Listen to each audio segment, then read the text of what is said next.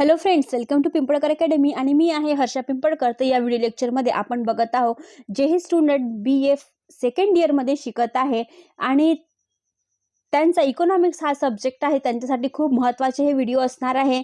कारण याच्यामध्ये मी each and everything concept घेऊन आलेली आहे आणि तेही युनिट वाईज पूर्ण प्रॉपर तरीकेने समजून सांगण्याचा इथे व्यवस्थित प्रयत्न केलेला आहे. जर तुम्हाला समजत नसेल तर मला मेसेज करा, समजत आहे तरी मला मेसेज करा. म्हणजे तुमचा मेसेज माझ्यापर्यंत येत आहे तर मला कळते की माझ्या मुलांना, माझ्या स्टुडंटला कितीपर्यंत मी प्रॉपर तरीकेने समजून सांगत आहे.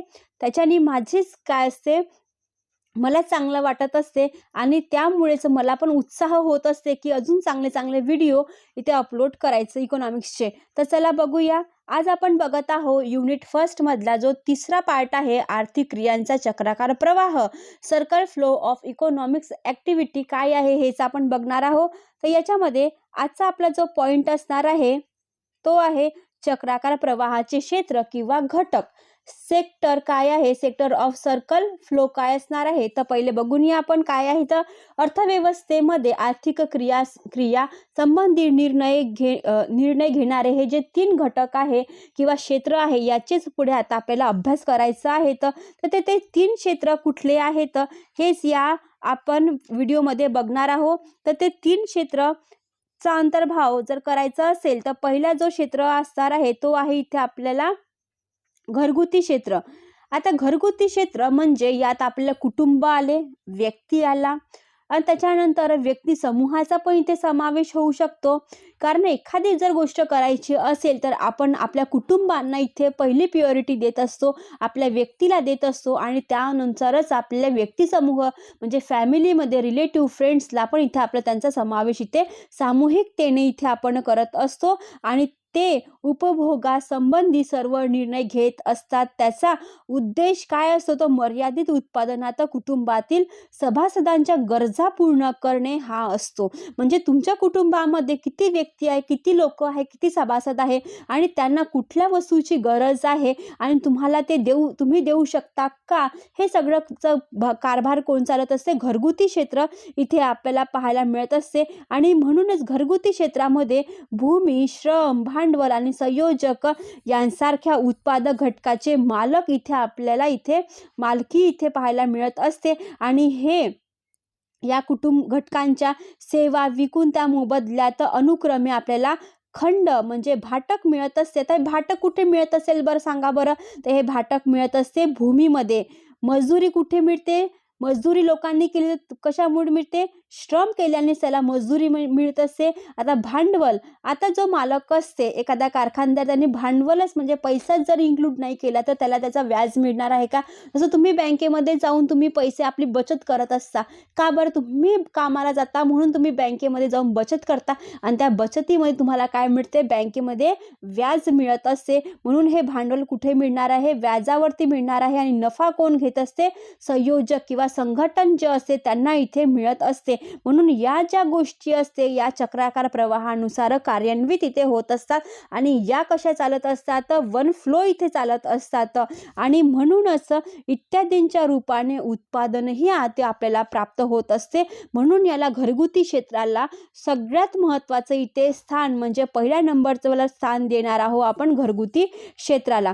सेकंड जो पॉईंट आहे तो आपला व्यवसाय क्षेत्र.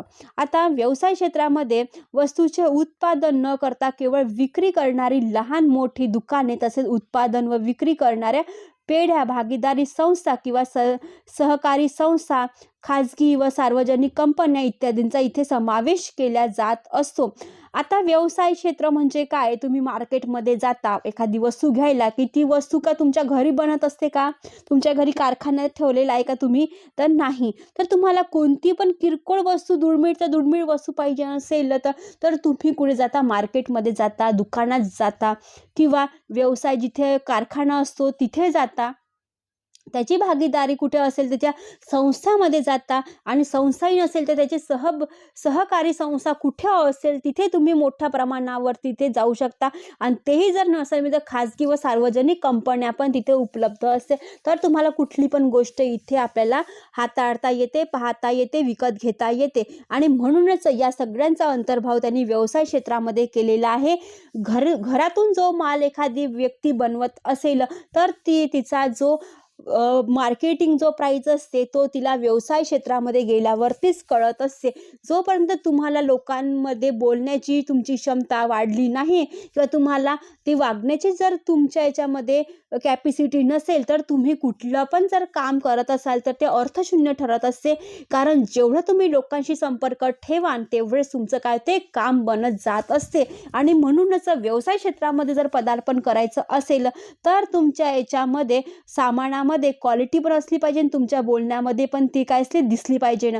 आणि म्हणूनच वस्तू व सेवांच्या उत्पादनासंबंधीचा निर्णय व्यवसाय क्षेत्राद्वारे इथे घेतला जातो. आणि व्यवसाय क्षेत्र उत्पादक घटकांची नियुक्ती करतो आणि उत्पादक घटकांच्या मालकांना पण ते मोबदला इथे मिळत असतो. याद्वारे घरगुती क्षेत्र आपल्या गरजाचे समाधान करण्याकरिता वस्तू व सेवांचा उपभोग करतो. त्याच प्रकारे व्यवसाय क्षेत्र नफा मिळविण्याकरिता वस्तू व सेवांचे उत्पादन पण करत असतो. आता हा जो व्यवसाय क्षेत्र आहे हा आपला फायदा बघत असते की तोटा बघत असते? तर हा आपला कधी पण फायदा बघत असते. कुठली पण व्यक्ती झाला, छोट्यातला छोटा मुलगा पण का बरं नाही झाला, तोही आपला फायदा बघत असते. जर त्याचा फायदा असेल तर तो तिथे जाईल, फायदा नसेल तर तो तिथलं काम करणार नाही. तसंच व्यवसाय क्षेत्रामध्ये पण तसंच असते.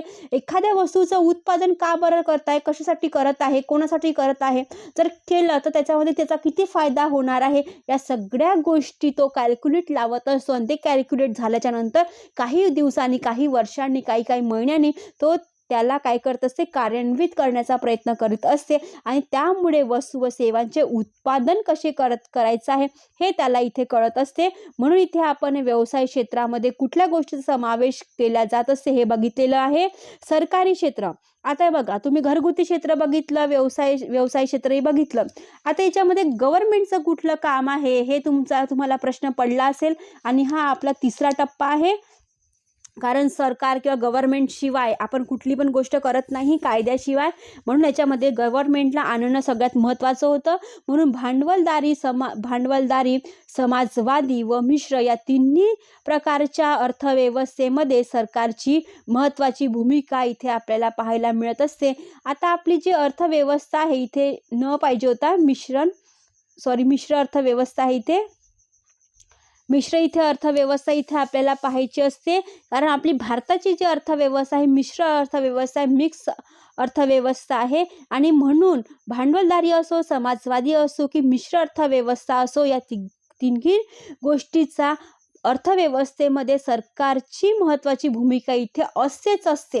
कारण सरकारला सोडून कुठलं पण कार्य इथे कोणीच करू शकत नाही. म्हणून भांडवलदारी अर्थव्यवस्थेमध्ये सरकारचा इथे फारसा हस्तक्षेप नसतो. काय म्हटलं? भांडवलवादी अर्थव्यवस्थेमध्ये इथे सरकारचा फारसा हस्तक्षेप नसतो. कारण काय तर केवळ व्यक्ती व संपत्तीच्या अधिकाराची स्थापना व रक्षण करणे, चलन व्यवस्थेचे संचालन करणे आणि वजन मापाचे मानदंड प्रस्थापित करणे एवढीच कार्य सरकारला करावी लागत असतात. आणि समाजवादी अर्थव्यवस्थेमध्ये सरकारची फारच इथे व्यापक भूमिका असते. कारण समाजवादी अर्थव्यवस्था ही कशी असते, ही व्यापक आहे, पण त्यानुसारच त्याच्यामध्ये अर्थव्यवस्थेचा सरकारी फायदा काय असो त्याची भूमिका इथे आपल्याला पार पाडावी लागते. आणि त्यामुळे सरकार वस्तू व सेवांच्या किमती निश्चित करून अर्थव्यवस्थेतील सर्व उत्पादन व उपभोगाच्या क्रियांवरती इथे नियंत्रण पण त्यांचंच ठेवण्याचं काम असते. कारण कुठली पण दुकानदार असो, जो उत्पादन करणारा असते, तो कुठली पण किंमत कुठल्याही वस्तूवर विकू शकत नाही. म्हणून त्याला सरकारचं इथे बंधन इथे पाळावं लागत असते. आणि त्यामुळेच मिश्र अर्थव्यवस्थेमध्ये म्हणजे भारताची अर्थव्यवस्था ही मिश्र स्वरूपाची आहे. आणि त्यामध्ये सरकार बाजार व्यवस्थेला कार्यक्षेत्र इथे बनवित असते आणि सरकार खाजगी क्षेत्राच्या कार्याचे निगमन करून तसेच त्याला प्रोत्साहन देऊन बाजार व्यवस्थेचे दोषही दूर इथे करता येते आणि सरकार स्वतः देखील उत्पादक घटकांचा वापर करून वस्तू व सेवांचे उत्पादन करते आणि पुढे घरगुती क्षेत्र व्यावसायिक क्षेत्राला त्याची काय करते, त्याची विक्री करणे भाग पाडत असते. तुम्ही पिक्चर बघितला असेल अनिल कपूरचा, तो एकाच दिवसाचा सीएम असते हो ना, असंच काहीतरी पिक्चर आहे.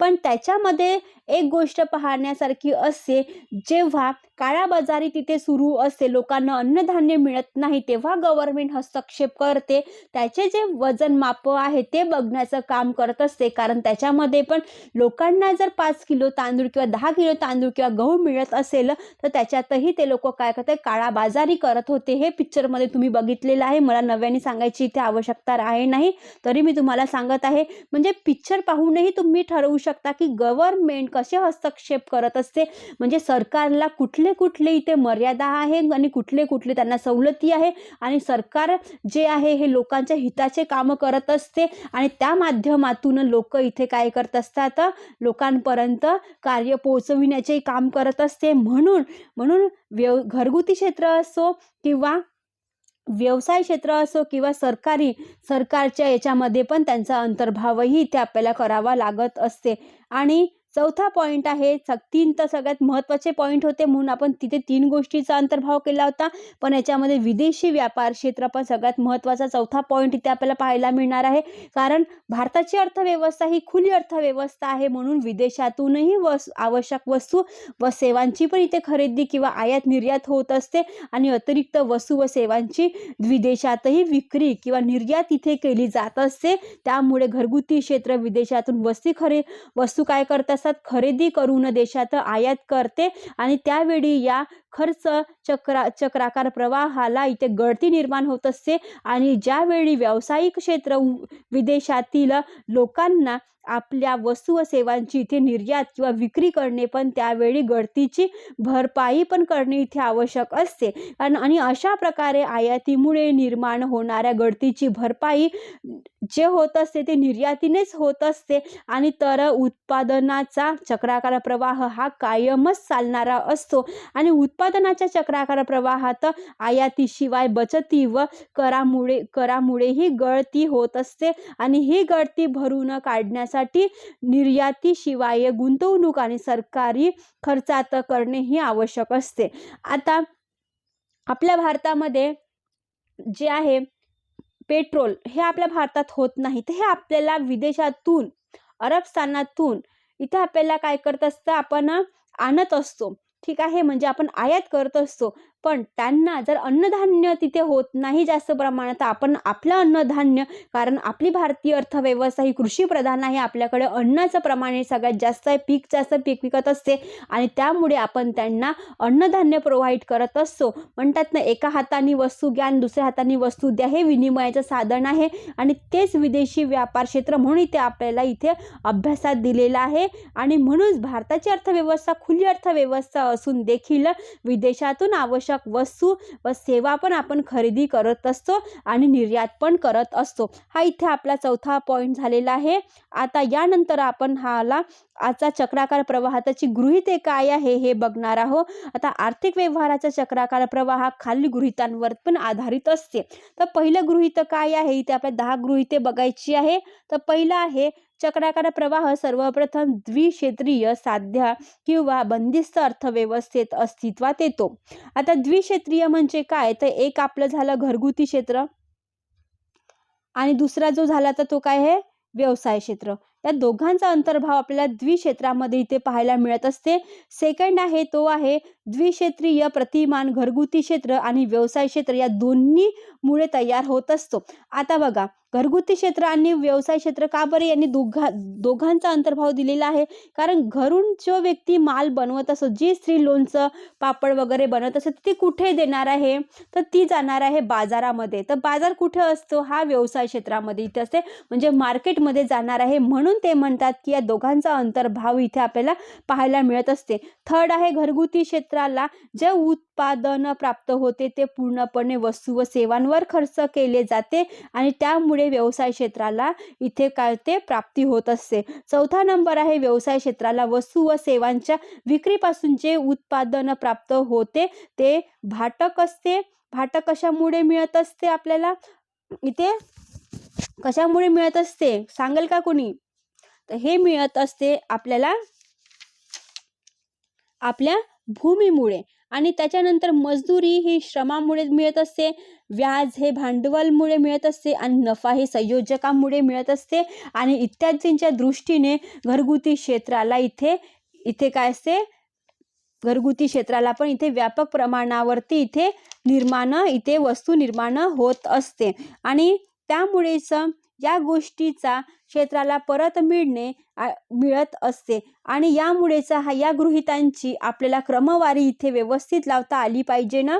आणि पाचवा जो पॉईंट आहे तो आहे आपल्याला व्यावसायिक पेढ्या विक्री इतकेच उत्पादन करतात. आता व्यावसायिक पेढ्या म्हणजे जे व्यवसायामध्ये आहे ते किती विक्री होत आहे, कुठल्या वस्तूची विक्री होत आहे तितक्याच प्रमाणात आपले उत्पादन करत असतात.